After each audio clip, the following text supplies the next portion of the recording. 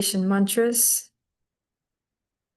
Om Jnanaatimirandasya Gyananjana Shalakaya Chakshurum Militam Jena Tasmai Shri Gurave Namaha Shri Chaitanya Manubhishtam Stapitam Yena Bhutale Swayam Rupa Kadamayam Dadati Swapadantikam Vandeham Shri Guru Shri Yuta Padakamalam Shri Gurum Vaishnavamscha Shri Rupam Sagrajatam Sahagana Raghunatam Vitam Tam Sajivam Sadvetam Savadutam Parijana Sahitam Krishna Chaitanya Devam Shri Radha Krishna Padan Sahagana Lalita Shri Vishakam Vitamscha Hey Krishna Karuna Sindhu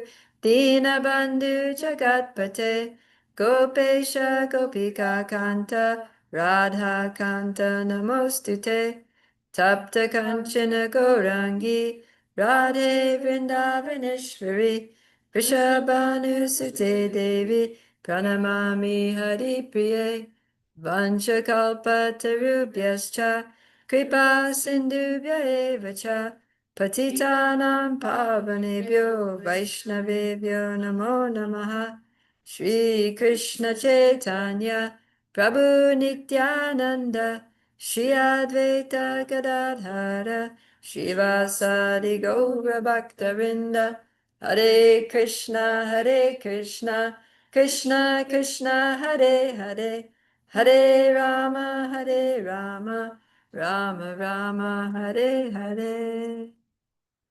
Yeah. So we are doing our verse for memorization, which is 1155. 18, sorry. 1855. Oh, I got 11. Let's turn to that. We'll do the Sanskrit and then we'll do the. Okay. Bhaktya mam abhijanati yavan yaschashmi tatvataha tato mam tatvato gyatva vishate tad anantaram. Translation. Do you remember the song? One can understand me as I am, as the Supreme Personality of Godhead, only by devotional service. And when one is in full consciousness of me, by such devotion, he can enter into the kingdom of God. Whew. Oh, Daniel, you have a good music memory. I got a really first Okay, cool. So now let's go back to where we left off. Text 40. This time I actually put the bookmark in the place. 680. 685. Chapter 18, text 40. Bhagavad Gita, as it is, by His Divine Grace, A.C. Bhaktivedanta Swami Srila Prabhupada. Jai. Natat asti pritivyam va divi deveshu va punaha sattvam prakriti jarmuktam yad ebhi syat tribir gunai. Prakriti. There is no being existing either here or among the demigods in the higher planetary systems which is freed from these three modes born of material nature.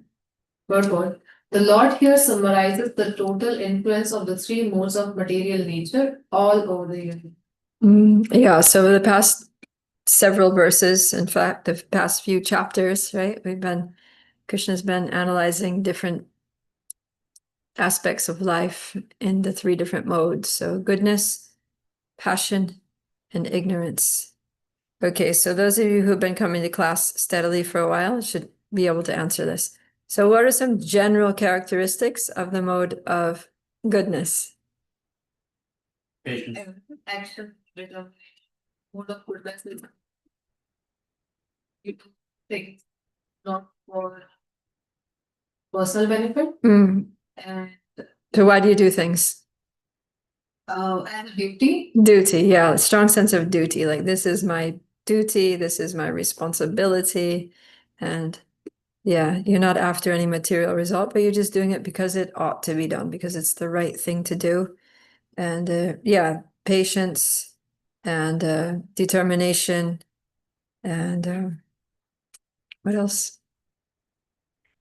Those are basic things, right? And then mode of passion is about what? People in the mode of passion are like what? They are always into the results. Okay, it's all about what do I get out of this? What's in it for me? Candle, the really cool. Okay, it's like the happiness is like nectar in the beginning, but poison in the end. Divya, did you want to add something? I was gonna say, they're concerned about their image, that everyone's like, how is everyone perceiving me or looking at me? But I guess that ties into what's in it for me. Yeah, so they want something. They want some kind of either like sense pleasure, financial gain, reputation, position. Yeah, some way they need to be like materially rewarded for whatever they do. Otherwise, they're not going to do it. That's how you classify passion? The mode of passion. That's it. Yeah, it's called Rajagun. So it roughly translates to the word passion. It's not generally the way that we use, it's not always the way that we use passion. Like if we say someone has a passion for, football or a passion for, I don't know, photography. It's not what Krishna's talking about in the Bhagavad Gita when he talks about the mode of passion. It just means something that you're really into, right? In that sense. But this is mode of passion here, Rajagun. It means, this kind of like feverish pursuit of material happiness, basically. Like something that consumes you. Yeah, yeah, it's like a drive, but it's a very like, yeah, sort of materialistic, sensual. Only for self-pleasure. Yeah, it's narcissistic almost, right? Like Yeah, you might throw away the good of others to achieve it because you want yeah, yeah. Okay, and then below that, there's the mode of ignorance. So what are some characteristics of the mode of ignorance? it. You suffer and then you suffer and then you more suffer. Suffer again for dessert. Okay, so you're very confused, you're very bewildered about the purpose of life and what's meant to be done and what's not to be done, and you end up making bad choices and suffering the bad consequences of those bad choices. And the people tend to be lazy and they're into intoxication and they sleep a lot and they procrastinate and they're self-destructive and destructive of others. Yeah, closed-minded. Okay, mode of ignorance. All right, what's so funny? What's so surprising there, Arjuna? I just like to participate virtually. Oh, okay, emojili.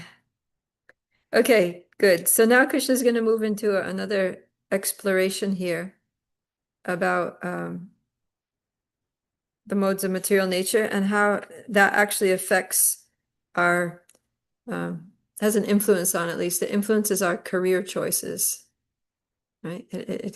Like depending on the modes of nature that we're influenced by, then it strongly influences our personality. And then our personality also is like we have a certain nature, we have a certain like psychophysical nature that kind of predisposes us towards, a certain career path. So yeah, that's what we're going to get into now. So text 41. Brahmana kshatriya visham shudranam cha parantapa karmani pravibhaktani swabhava prabhavar gunai. Can you read, Daniel? Brahmanas, Kshatriyas, Vaishyas, and Sudras are distinguished by the qualities born of their own natures in accordance with the material modes, O chastiser of the enemy.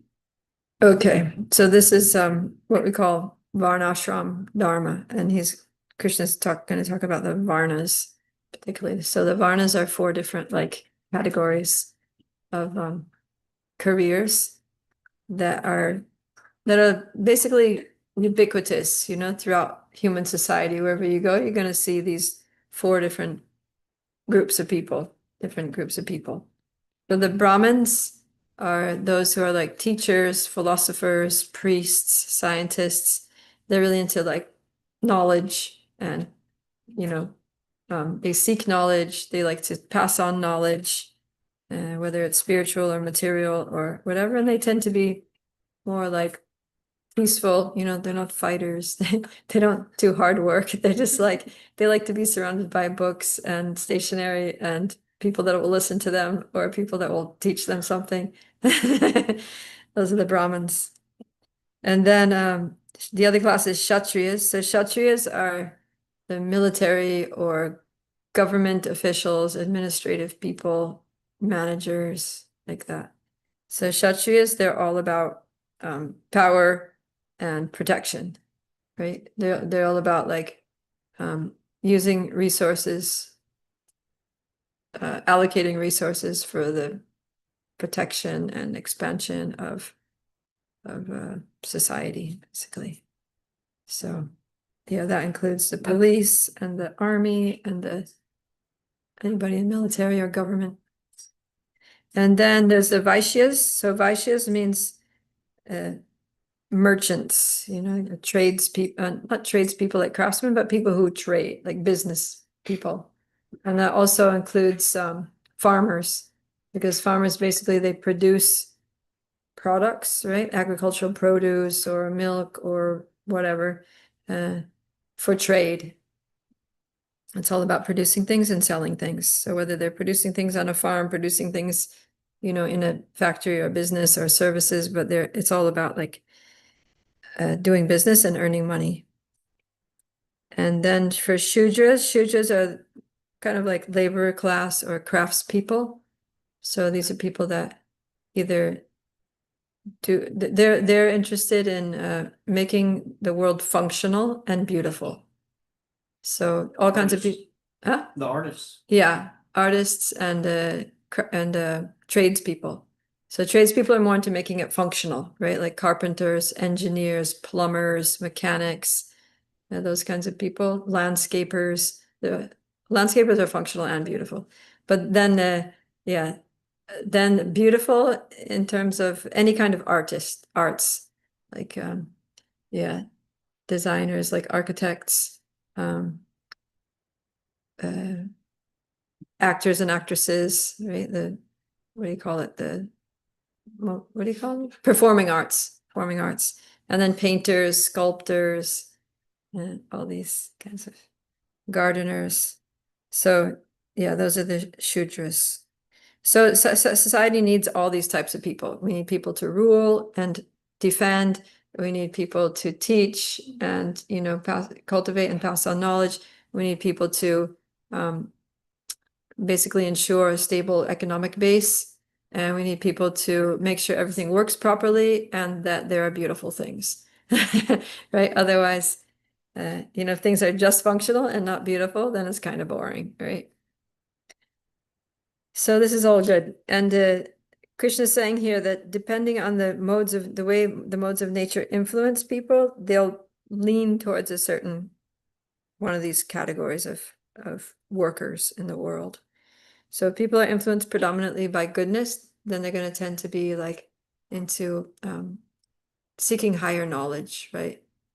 Studying, being philosophers, going into some religious field, spirituality, being a priest, or yeah, scientific research to discover things, discover new knowledge to help humanity in different ways, like that. And then Kshatriyas, they're influenced more by the mode of passion. So they have to defend, so they have to have passion to go out there and fight and stand up for rights and, you know, punish criminals and, you know, make laws and enforce laws. And yeah, so people that go into Kshatriya positions, they're generally like quite ambitious, right? If someone wants to be the president or the mayor or the governor, it's like they have some ambition. They want a position, they want power, they want control, right? So there's got to be some passion. And then the Vaishyas are a mix of passion and ignorance. So because they think a lot, they're basically business minded. So that they're always thinking how to earn money, right? How am I going to earn money? And their value is profit. If it doesn't make a profit, it's useless. So they don't care about beauty. They don't care if it even works properly. They don't care if it's fair. They don't care if someone's going to learn something. If it makes money, it's a good thing. So that's their value. So that's the influence of passion. And then mode of ignorance is because sometimes they'll tend to be deceptive. You know, most people who are like into business, they can be a little cutthroat. They're always looking for the best deal, and they'll go for it even if it means being a little unfair, not telling the whole truth, scamming people, right? So yeah, the mode of ignorance seeps in. And then Shudras, so the thing with Shudras is that they tend to be a little lazy, right? So yeah, most people that you'll hire to like, fix your plumbing or repair your car or something, it's like they'd kind of rather not work. And you have to watch them, you invite some over to, like do your lawn maintenance or something. So you got to keep an eye on them, make sure they're not like charging you by the hour and taking a nap behind a tree when you're not looking or something like that. In India, it's like that. You hire the people to come and like, build you a shed or something, and you have to just stay watching them the whole time. As soon as you turn your back, they'll just be sitting down, smoking beaties, taking a nap. So, and they'll put off the work, right? So the nature is there. Okay. What about the artist part? Artists also, they tend to just kind of like try to be freelancers. So the thing is that, yeah, Shudra class, they generally tend to work for someone else, right? Like an artist will be commissioned by someone else, and then that person has to kind of like be on top of them to make sure the work gets done properly, it gets done timely. If somebody is just like a painter due to out of inspiration, like as a hobby, then it's a different thing, right? Someone may be a Vaishya or Shudra or a Brahmin, Kshatriya, or Vaishya, but they have a hobby of painting or making pottery or something that they do like on the weekends or something just to relax, but it's not their career. So that's different. Those Sorry. they're going on inspiration, whereas the Shudras, they'll do it as a livelihood. Then it's a little different. Like you people that, I had friends when I was in college and they were artists, and then they thought, oh, maybe I can just like do art as a career. But then what they discovered was as soon as they were depending on their art to earn money, it just spoiled everything. And then they decided to just get another job to earn money so that they could do art according to the inspiration. Because as soon as you were doing it to earn money, then you have to basically like cater to the needs, to the tastes of other people, and then it's not your thing, and you're just basically doing a job for someone else, and you may not even be excited about what you're painting, but you're just doing what they want you to paint. So yeah, so that kind of person, that's like a little different. It's not the Shudra class. Shudra class, usually they'll always work for someone else, and if they're not working for someone else, they'll tend to not work. Okay. So that was just a brief overview of the Varnas and how they're influenced by the modes. So now Krishna is going to go more into the qualities of these different groups. So starting with the Brahmins. Text 42. Oh, Is Krishna talking about the culture at the time, or is he generalizing all cultures everywhere? And all individuals everywhere throughout all the ages? yeah, I mean, Varnashram is something that kind of fits all societies, in any culture, in any country you go to, you're going to find teachers and philosophers and priests, you're going to find leaders and, administrative people, military, you're going to find business people, and you're going to find craftspeople and, laborers. It's like really society can't function without these groups of people. And so, yeah, by nature's arrangement, you end up with, because the thing is that the modes of nature are everywhere in the material world, and they're always like competing for supremacy. Krishna talked about, right? Like they're always trying to win out over the other. So at any given time, we are being pulled by all three modes to, do certain things. And then according to our nature, we'll be more susceptible to a certain mode, and then that mode will influence, and that will produce a nature or a state of consciousness will attract us to certain activities, certain associations, certain music, food, job, everything. Yeah. So these patterns are definitely there. Okay, the Brahmins. Let's recite the Sanskrit for 42. Shamo damastapa shocham kshantir arjavam evacha jnanam vijnanam astikyam brahma karma svabhavajam. Do you want to read, Kritika? Peacefulness, self-control, austerity, purity, tolerance, honesty, knowledge, wisdom, and religiousness. These are the natural qualities by which the Brahmanas work.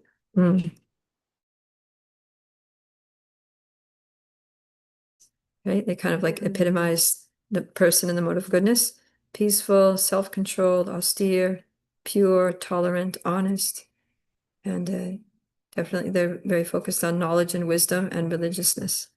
So these are the qualities. And then whether the person is, as a priest or as a teacher of one kind or another, you'll see these qualities if they're actually Brahminical.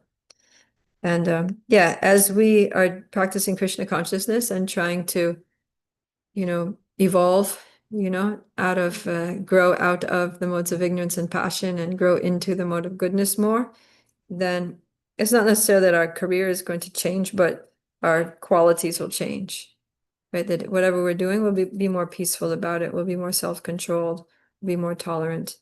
We'll veer towards truthfulness, and we'll come to abhor untruthfulness and, any kind of cheating or impurity or just self-indulgent kind of, or manipulative behavior or something. So that's some symptoms, like we can measure ourselves, to what extent we're coming to the mode of goodness. Okay. Now the next is the Kshatriya qualities. Shoryam tejo dhritir daksyam yudhe chapya palayanam danam ishvara bhavascha kshatram karma swabhavajam. Can you read, Arjuna? Yes. Heroism, power, determination, resourcefulness, courage in battle, generosity, and leadership are the natural qualities of work for the Kshatriyas. Okay, so see how it's very different, right? It's very distinct from the Brahmins' qualities. So now it's like hero, like they want to be the hero, they want to have power, they're very determined. Of course, we saw the person in the mode of goodness. But this is more like determined to, get power and win the kingdom and, be the hero and right? Resourcefulness. Yeah, so they know how to use resources for their advantage, and they're courageous.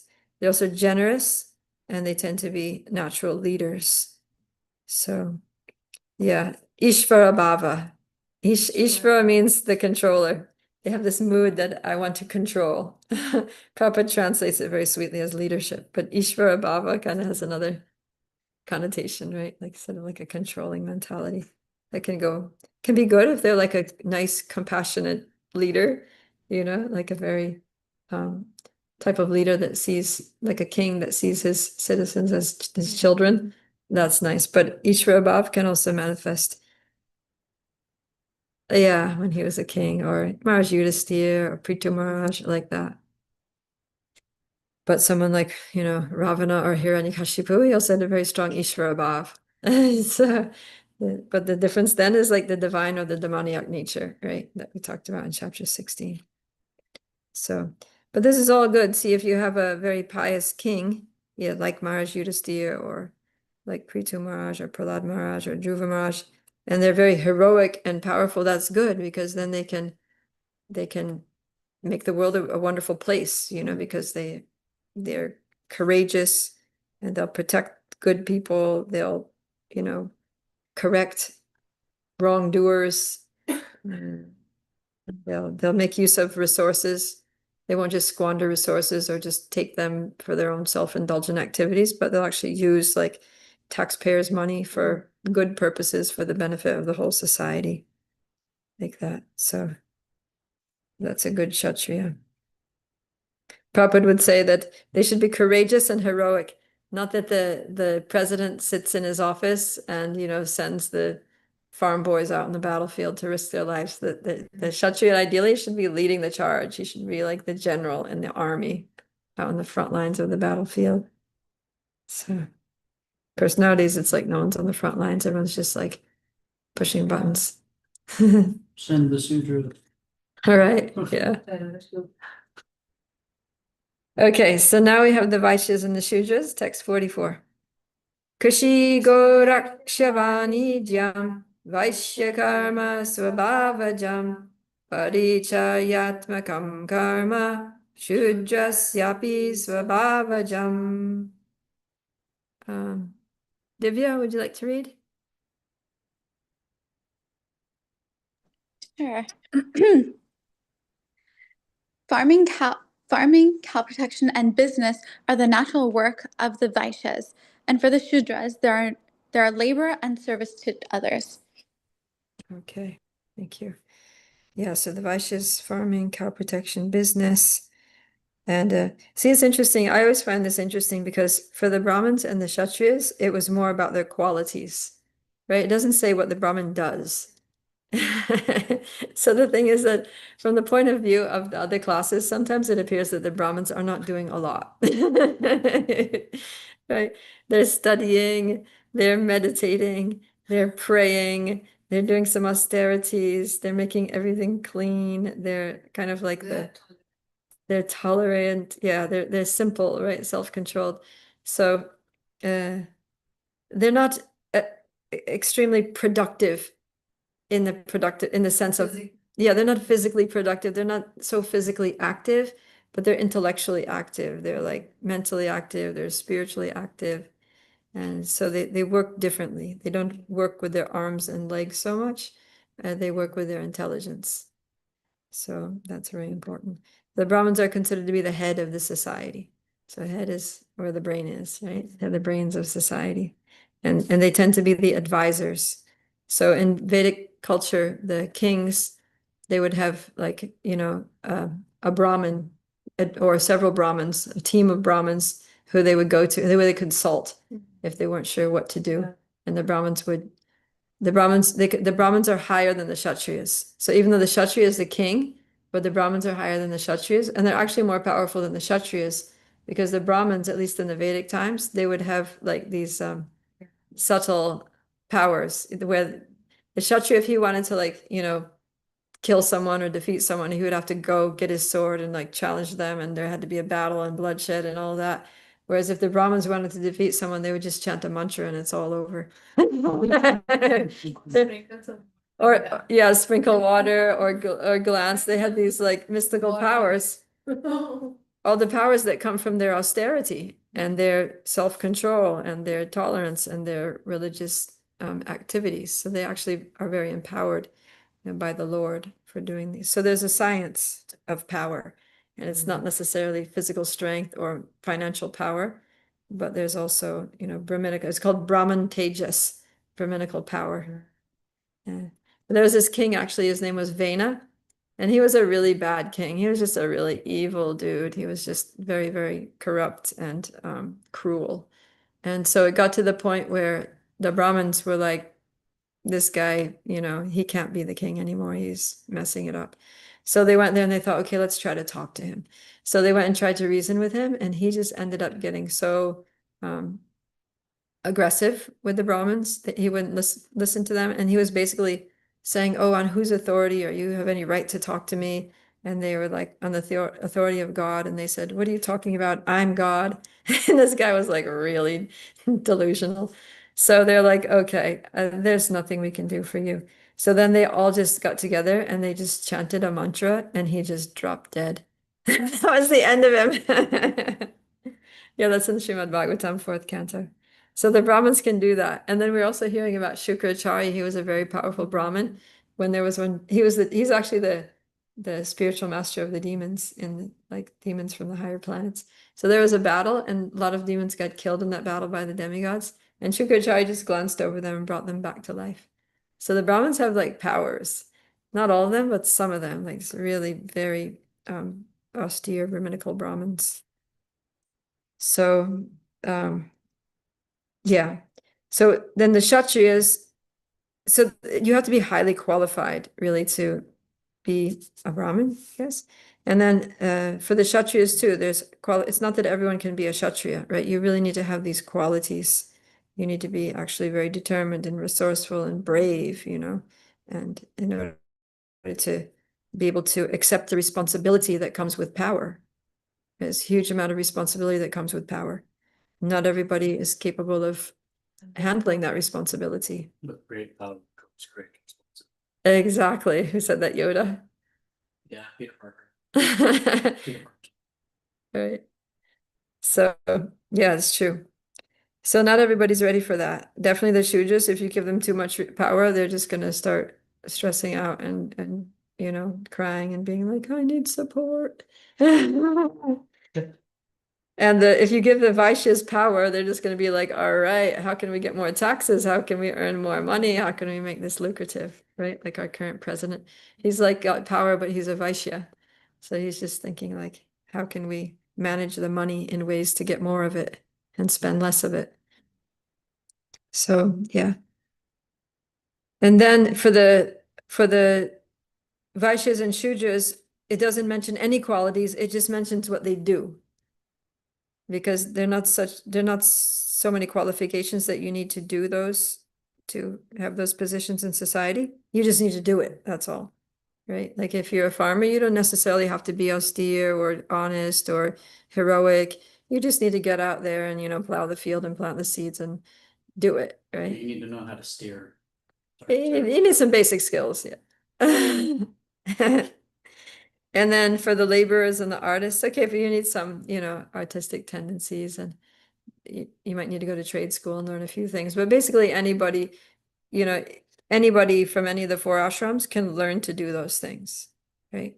Like a Brahmin could also learn how to plant a garden. A Brahmin could also, and probably the Brahmin and the Kshatriyas could do those things even better than the Shudras can do them. But because that's all the Shudras can do, then that's what they do. And it's important for them to serve the higher classes because the way the social structure is that when the Shudras do these services for the higher classes, they get the benefit of association with the higher classes, or the higher classes keep them on track and kind of protect them from getting into trouble. It's kind of like in India, they have this system. They used to have in the West too, this thing of indentured servant. Like have you ever read about that? People would become like apprentices or indentured servants where they would like live in the home of the person that they're serving. So let's say there's a Brahminical family, right? A priestly family, teachers, and they're very clean and they, very meticulous about the way they do things and everything is pure and proper. But they need some help around the house, right? They need someone to cut the grass and rake up the leaves and, winnow the grains, clean the floor and things like that, right? So they get a Shudra person to, live in some part of the house. And then that person does those jobs so that the Brahmin can focus on studies and teaching and they don't have to worry about who's gonna, wash their clothes and clean the floor and pick the apples off the tree and wash them and cut them and right. And so then, but that's so the Shudra is there and he's working for the Brahmin. So he's supporting the Brahmin and he's getting his livelihood. But he's also getting the association of the Brahmin. And the Brahmin, by living with that Brahmin family, then he's learning how to be clean, how to do things properly, how to be proactive, how to be self-disciplined, right? Because if he's not, then the Brahmin's going to get on his case. Like, wait, what are you doing? Cutting vegetables in the kitchen when you didn't take a shower yet, or your clothes are dirty, or go take a shower and put on clean clothes and come back. So that way they get uplifted. They get lifted out of the mode of ignorance by associating with people who are, in a higher mode of nature. So it's all good because it's a win-win. It's really a win-win because the Brahmins get things done that they don't want to do themselves. And the Shudras get the benefit of working with a Brahmin, living, associating with a Brahmin. So like this, everything is getting done and everybody's engaged and everybody's gradually by doing their duties. And then, yeah, Krishna's going to take this now to the next level. It's not just about knowing your nature and working according to your nature, but it should be connected to Krishna. It should be done as an offering to the Lord, basically. So now he's going to talk about that, text 45. Sve sve karmanya birata samsiddhim labhate naraha swakarma nirdata siddhim yata vindati tachrinu. Aruna, are you able to read or no? Probably not. Okay, let's go back to who is Daniel?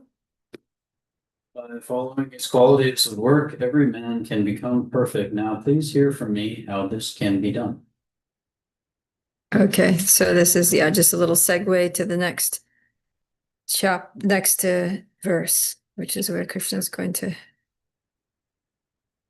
give us the answer to this. Text 46. Yata pravritir bhutanam yena sarvam idam tatam swakarmanatam abhyarchya siddhim vindati manavaha. Who's reading? Pragati?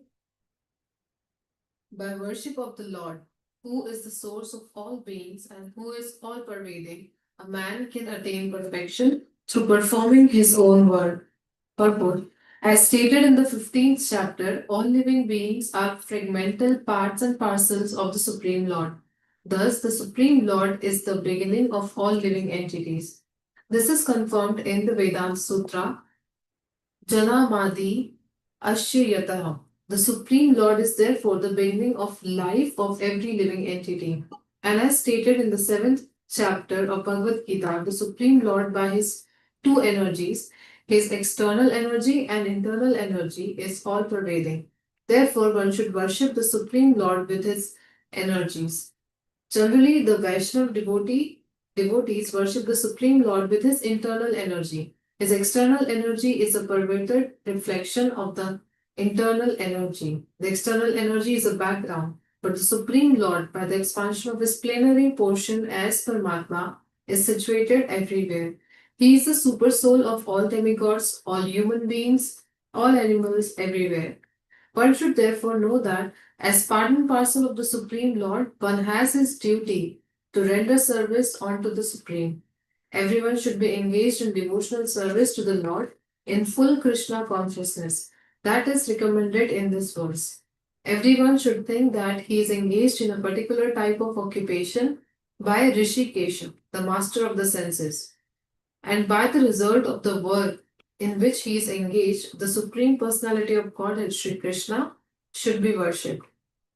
If one thinks always in this way, in full Krishna consciousness, then by the grace of the Lord, he becomes fully aware of everything. That is the perfection of life. The Lord says in Bhagavad Gita, chapter 12, 7th verse, Tesham aham samudharta. The Supreme Lord himself takes charge of delivering such a devotee. That is the highest perfection of life. In whatever occupation one may be engaged, if he serves the Supreme Lord, he will achieve the highest perfection. All right. Yeah, so no one needs to feel bad that, oh, I'm a lowly Shudra or, Vaishya, or it doesn't matter. Ultimately, it doesn't matter what our situation is here in the Varnas. If we just, whatever we do, whatever our nature is, just do that for Krishna. Somehow connect it to Krishna. And Prabhupada says this is the natural thing for the living entity because ultimately we're all fragmental parts and parcels of the Lord, right? The Lord has his internal energy and his external energy, and we're basically internal energy, right? As souls, we're spiritual energy, and we're made out of Krishna's energy. Our bodies are the external energy, material energy, which is also Krishna's energy. So yeah, it's like I was saying today during the third voice meditations, right? That our identity, literally our identity is like inseparably tied up in Krishna, because we're his energy, we're expansion of his energy, and we're constitutionally his servants. So yeah, so that's what we need to do, is serve Krishna. So whatever we're doing, we just do that, we just accept that, all right, like Prabhupada says, everyone should think that he's engaged in a particular type of work by Krishna. Okay, Krishna gave me this occupation, whether it's, sculpting or gardening or fixing kids' teeth or, doing coding or writing emails or making music or being a whatever people do, driving an Uber. This is the work that Krishna has given to me. So I'm just going to do it to the best of my ability. I'm going to do it responsibly, and I'm going to do it for him. I'm going to remember him and be like, all right, thanks Krishna for giving me this means of livelihood. And, this is my service to you right now. Then Krishna is basically saying that, yeah, there are these different groups of people, but it ultimately doesn't matter what you do. What matters is the consciousness with which you do it. And if you do it as an offering to the Lord, then anyone can attain perfection through their work. And that's karma yoga, basically. Okay. Any thoughts on that? Yeah, I like how, like Prabhupada said that the master, Rishi gave the master of the senses. Yes, everything we do in this material world is with our senses, and mainly like it end up for our senses. Yeah. We forget that we have to serve, this is the service. So, like this word of master of senses is really good to remember that no, this is the service, not for our senses. Yeah. Yeah. And my senses are not independent from Yeah. Krishna, right? He's empowering my senses. Right. Yeah. So if he's the master of the senses, then I need to use my senses in his service. Yeah. And I was thinking somebody might argue, oh, well, but if the Shudras and Vaishyas are so much influenced by ignorance and passion, then how are they going to attain perfection by those kinds of work? So yeah, we can refer back to chapter 9, text 32, where he says, Mam hi parta vipashritya yepi syu papayonaya striyo vaishyas tata shudras tepi yanti param gatim.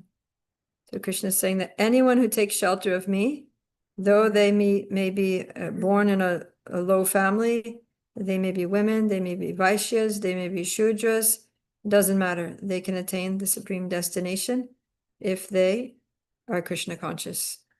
Yeah, if they take shelter. Yeah, Vyapashrita. That means taking shelter of Krishna. Mam hi parta vyapashrita. So that's the main thing, is that we just need to take shelter of Krishna. It doesn't matter who you are, where you're at, what you do. Just take shelter of Krishna, remember Krishna, do your thing as an offering to Krishna, and it's all good. Because Krishna is pure, and whatever touches him becomes purified.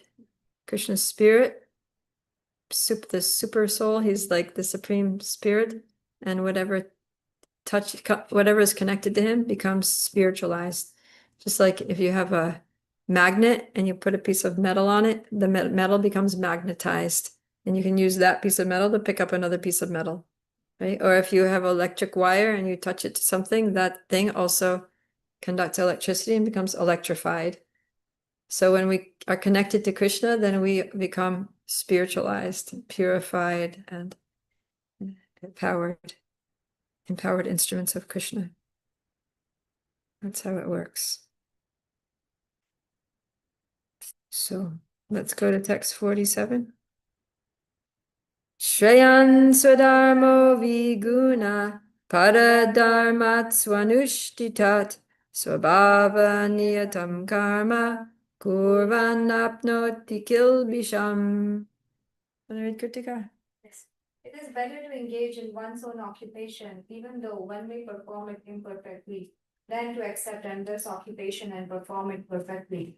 Duties prescribed according to one's nature are never affected by sinful reactions. Purport. One's occupational duty is described in Bhagavad Gita. As already discussed in previous verses, the duties of a Brahmana, Kshatriya, Vaishya, and Shudra are prescribed according to their particular modes of nature. One should not imitate another's duty. A man who is by nature attracted to the kind of work done by Shudras should not artificially claim to be a Brahmana, although he may have been born into a Brahmana family. In this way, one should work according to his own nature. No work is abominable performed in the service of the Supreme Lord. The occupational duty of a Brahmana certainly is a mode of goodness. But if a person is not by nature in the mode of goodness, we should not imitate the occupational duty of a Brahmana. For a Kshatriya or administrator, there are so many abominable things. A Kshatriya has to be violent to kill the enemies, and sometimes a Kshatriya has to tell lies for the sake of diplomacy. Such violence and duplicity accompany political affairs, but a Kshatriya is not supposed to give up his occupational duty and try to perform the duties of a Brahmana. One should act to satisfy the Supreme Lord. For example, Arjuna was a Kshatriya. He was hesitating to fight the other party. But if such fighting is performed for the sake of Krishna, the Supreme Personality of Godhead, there need be no fear of degradation. In the business field also, sometimes a merchant has to tell so many lies to make profit. If he does not do so, there can be no profit. Sometimes a merchant says, "Oh, my dear customer, for you I'm making no profit." But one should know that without profit, the merchant cannot exist. Therefore, it should be taken as a simple lie if the merchant says that he is not making a profit. But the merchant should not think that because he is engaged in an occupation in which telling of lies is compulsory, he should give up his profession and pursue the profession of a Brahmana. That is not recommended. Whether one is Kshatriya, a Vaishya, or a Shudra does not matter. If he serves by his work the Supreme Personality of Godhead. Even Brahmanas who perform different types of sacrifice sometimes must kill animals. Or sometimes animals are sacrificed in such ceremonies. Similarly, if a Kshatriya engaged in his own occupation kills an enemy, there is no sin incurred. In the third chapter, these matters have been clearly and elaborately explained. Every man should work for the purpose of Yajna or for Vishnu, the Supreme Personality of Godhead. Anything done for personal sense gratification is a cause of bondage.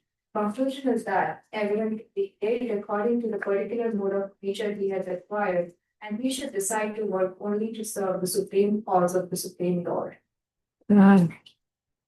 Yeah, so at the end here, Prabhupada is referring to this verse 3:9. Work done as a sacrifice for Vishnu has to be performed, otherwise work causes bondage in this material world. Therefore, O son of Kunti, perform your prescribed duties for his satisfaction, and in that way you will always remain free from bondage. So, yeah, so the nature of the soul is to be active, right? Everybody has to do something. We can't just sit around all day, every day doing nothing, or we're going to get really depressed. So everybody has to do something. And then Krishna is saying, well, find out what your nature is, what your inclinations and propensities are, and you know, get some type of work that suits your nature and do that. But we really have to be introspective and determine what actually is my nature. Because if I have a Brahminical nature, if I have Brahminical qualities, and you know, I do something else just because I can do it, because I can do it well, but it's not going to help me to grow in the way that I need to grow in this lifetime. That's the thing.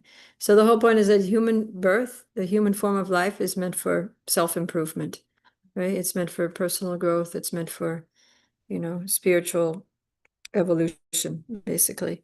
And so the Vedic system is designed in such a way to kind of stretch everyone to grow, keep everyone in their stretch zone. So, yeah, and that means knowing your nature and acting according to your nature, and that way we get and offer that to Krishna, and that way we're satisfied, we're living a sustainable life, we're developing good qualities, and we're also pleasing Krishna and making spiritual advancement at the same time. So it's sort of like the perfect way to live in this world, right? Because after all, like Krishna says back in chapter 3, you can't even maintain your physical body without work, right? Like in this world, you need to work. That's just the way it is. Otherwise, how are we going to earn a livelihood? How are we going to maintain our homes and feed ourselves and all that? So everybody has to do some work and work according to your nature, connected to Krishna. and it's all good. Yeah. More than one quality, like somebody could be like peaceful, self-control, austere, at the same time very determined and generous, and they might have leadership qualities. Yeah. But they like a combination of Brahminical and Kshatriya quality. Yeah, nowadays most people are because it's like everybody's kind of Varna Sankara. It means literally like Sankara means mixed. Everybody's like when they do dog breeding, it's like they purebred with another purebred, they get the purebred puppies. But then if one dog mates with another dog, then they get a mix. They get like a mutt. It's neither here nor there. So that's the state of most of us, right? Because I mean, still in India, sometimes they're very careful about the castes and things like that. But even that's messed up because they basically ascribe one to a caste based on the family that you're born in, and you may not actually have the qualities of that caste, right? So that's also messed up. So that it's really like if Varnashram is going to be done like really carefully, then there needs to be like study, about people need to know about these qualities and um it's a whole side. Yeah, know themselves, know the qualities, identify what's their Varna, be trained in how to act according to that Varna. A little bit, yeah, if you have a good astrologer, that's the other thing. Chat. Right. So, yeah. Sometimes in our life, like sometimes we are in a Brahminical mode that we want to just meditate and chant and no other, but the leadership and every other qualities are inherent. But at that time, you are in a mode of where you just have to meditate, and then sometimes it requires that okay, during your work, it requires you to portray your leadership qualities and be determined to do the work. Otherwise, you are not serving Krishna as your duty. So these Yeah. modes changes like throughout the month or Yeah, throughout the month, throughout the modes are always changing. So like times of the day, like you wake up early in the morning before sunrise, you're not usually not going to be in the mood to fight or to like, go do business or something.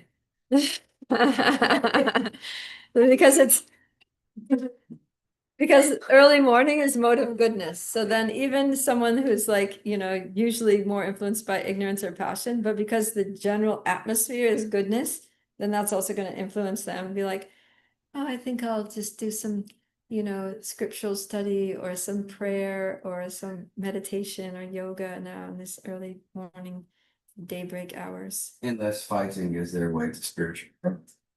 Yeah, they do want to do martial arts or something, but even then it'll be like they'll be doing some like maybe some physical maneuvers and things, but they'll be doing it like kind of like with a spiritual vibe. What is a spiritual? Like a spiritual undertone, like it's not just about like I want to hurt someone, but it's about like I want to get into a flow and connect my body with energetically with whatever, like kind of those kind of feelings. People can compete and have that as well. Yeah. I do. Yeah, it depends. Like some martial arts, and you probably know better than me, but there's like taekwondo and things like that are more kind of like flowy and rather than just, boxing or something. Well, I mean, most martial arts are like that. I just thought those are geared towards, like Tai Chi Yeah, is geared towards energetic movement, right. but others energetic output. So Yeah. it depends on how, what relationship you have with your martial art. Because Right. like me, myself, with Muay Thai, if I get up and I have like a competition, I'm automatically connected in that way where the energy is moving through me just because I'm tweaked that way. Yeah. Yeah. Yeah, I guess the point what we're discussing is that if there's more like of a mode of goodness atmosphere, then the way you practice that is going to manifest differently than if it's a very like passionate atmosphere or even like ignorant atmosphere where everybody's just like so messed up and wasted or something, and then it's like, gonna like, right? Yeah. So it makes a difference. Same, whatever, you can do the same thing, but goodness, passion, ignorance is gonna manifest in a very different ways. Depending on the person. Yeah, yeah. Yeah, because I mean, they're like the modes affect, there are sort of like predominant modes, certain times of day, that'll be a predominance of that mode of nature. But then people themselves, right? Like I'm sure you've seen this, like if you go to something like a martial arts class, and then you got all kinds of people there. So some people that are more mode of goodness, they really just want to kind of connect with their bodies and be healthy and, you know, have some self-defense skills. So they're gonna, the way that they practice it is gonna be in a certain mood. And then another person is like, I want to be strong. I want to be tough. I want to like, you know, be the best at this. Then there's like a very competitive, kind of ambitious, like, I want to be honored. I want to be like respected for being good at this. A different mood to their practice. And then you got somebody that's just like, yeah, I just want to like knock someone's head off, you know, and I want to learn the skills to do so. Then theirs is going to be like a different mood of practicing the same thing, right? Personally, I think those first two are pretty homogenous, Hmm. at least personally speaking, and subjectively through my experience. Then you do have those people that just want to go in there and release their anger. Uh-huh. But I don't think the spirit of competition is inherently outside of the mode of goodness, in your words. Yeah. Yeah, I mean there's like overlaps, you know, there's a lot of Yeah, overlaps. It's not just like this, that, or the other thing. Yeah, It's like, and they're mixed also, yeah. right? Like it's not like we were saying that nobody's all mode of goodness, no one's all mode of passion, no one's all mode of ignorance, but there's combinations, right? Like there's and basically everybody's got a little bit of everything in them. It's just a question of proportions. And it changes throughout the day. Changes throughout the day, changes throughout your lifetime. It's like, it's very, like Krishna says, the modes themselves are always trying to, they're always competing with themselves, right? Mode of passion is always trying to pull you into like, earn money, be successful, you know, win, right? And then the mode of goodness is always like, calm down, take it easy, be balanced. And mode of ignorance is like, forget it, just go to sleep, just go get intoxicated, you know, don't worry about it. How would you describe Prabhupada, Prabhupada? yeah, Yeah, how would you describe him? him, Yeah, because he was very motivated to get it. yeah. He was also a Christian conscious. Yeah, well, there's the three modes of material nature, and then there's another fourth, like stratum or dimension of existing, and that is the transcendental platform. So transcendental means you're above all three of those. So Prabhupada was on that. So on the transcendental platform, you're just doing everything in pure Krishna consciousness, and there's no material influence. You're not like, yeah, because all of these three modes, although the mode of goodness is good, it's still also material mode. So yeah, but Srila Prabhupada, so on the transcendental platform, you can just do anything for Krishna. You know, so you can be a warrior for Krishna, like Arjuna is going to be at the end of this Bhagavad Gita. You can be an administrator for Krishna. You can be an electrician for Krishna, whatever it is that you got to do.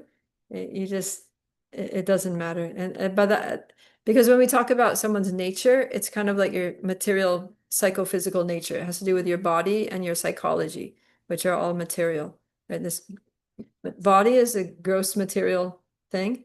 And then the mind, intelligence, the psychology is subtle material, but it's all material.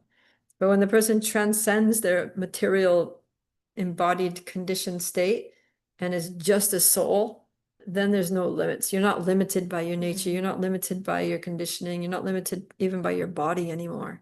To a certain extent, even still they gotta eat, right? You know, something so balanced and it's a transcend. Yeah, I mean, there were like some, like the Goswamis in Vrindavan, 6 Goswamis, they were practically not eating. They would eat like, you know, just a little sip of buttermilk like every second day, right? And not sleeping either. Maybe they would sleep like for 1 or 2 hours a night. We could see all like Bhaktivedanta Swami, everybody does 20 hours work with no material, how much determined they are, they cannot work like this. Yeah, How these transcendental people. Surpass your body to be able to. yeah. Yeah, they were definitely like on another platform. Oh, it's after 5. All right, we better stop. Jai, thank you all.